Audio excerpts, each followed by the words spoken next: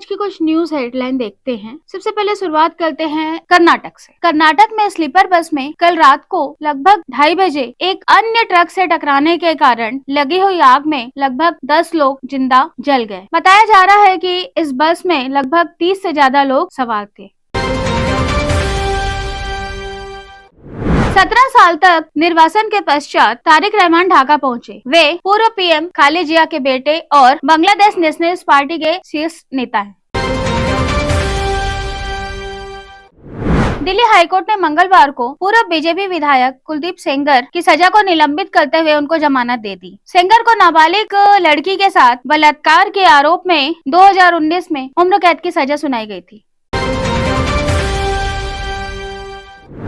UP में एक अजब सा मामला सामने आया है। यूपी के बदायूं जिले में 3 नाबालिग बच्चों के खिलाफ एफआईआर करने के बाद पुलिस ने उनकी माताओं को गिरफ्तार कर लिया। इसके पीछे पुलिस का ये कहना है, दोनों नाबालिग बच्चे एक नाबालिग बच्ची के साथ छेड़छाड़ कर रहे थे। अगर उनको सही संस्कार दिए जाते तो वो ऐसा नहीं करते। इसी आधार पे उनकी माताओं को गिरफ्तार कर कोर्ट ले जाया गया, जहाँ एसडीएम कोर्ट में उनकी जमानत हो गई। पर यह मामला अभी भी सुर्खियों में है।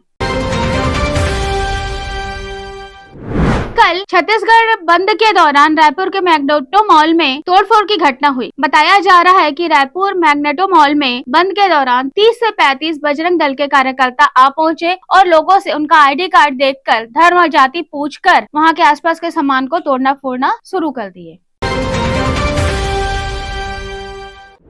छत्तीसगढ़ में उच्च शिक्षा विभाग में जेम पोर्टल के जरिए 1 करोड़ का खेल खेला गया। पीएम ऊषा मद में धांधली की गई। यह मामला महासमुंद में शासकीय महाविद्यालय का है, जहां पीएम ऊषा और रूसा मद से आवंटित करीब 1.06 करोड़ रुपए की खरीदी में नियमों की धज्जियां उड़ा दी गई हैं।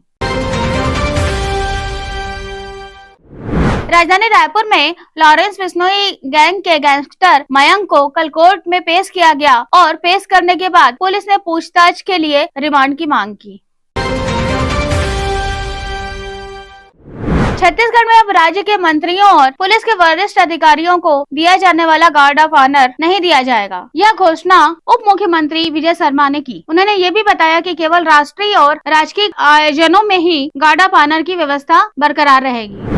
ऑनर की जो परंपरा हमारे प्रदेश में लंबे समय से थी, उसको समाप्त किया गया है। अब किसी भी मंत्री के प्रवास पर ये गार्ड ऑफ ऑनर नहीं होगा। सबने मिलकर इस बात का निर्णय किया है। माननीय मुख्यमंत्री जी के प्रवास पर अवश्य होगा। साथ ही साथ जो विशेष प्रयोजन दिनांक जिन दिनों के हैं, 26 जनवरी है, 15 अगस्त है या शहीद दिवस है, अन्य ऐसे दिवस है, उन दिवसों पर जो परंपरागत परेड और सलामी की व्यवस्था है वो यथावत रहेगी। परंतु एक सामान्य प्रवास पर सेवा के लिए जो भारतीय जनता पार्टी नीति सरकार के मंत्री विभिन्न जिलों में जाते हैं, उन जिलों में फिर इस तरह की व्यवस्था नहीं होगी। इसके पीछे विभिन्न विषय हैं। परंपरा कब की है, ये परंपरा कितनी प्रासंगिक है, कितनी उपयोगी है, इन सारी ही बातों के साथ यह भी है कि फोर्स का बड़ा हिस्सा इसमें लगा रहता है, क्योंकि सभी का प्रवास कहीं न कहीं अनवरत होता है और फोर्स के बड़े हिस्से के लगे रहने के साथ साथ इसमें बड़ा परिश्रम भी होता है। इसकी आवश्यकता, इसका औचित्य भी विशेष नहीं है। इसलिए इस परंपरा को छत्तीसगढ़ में समाप्त किया गया है।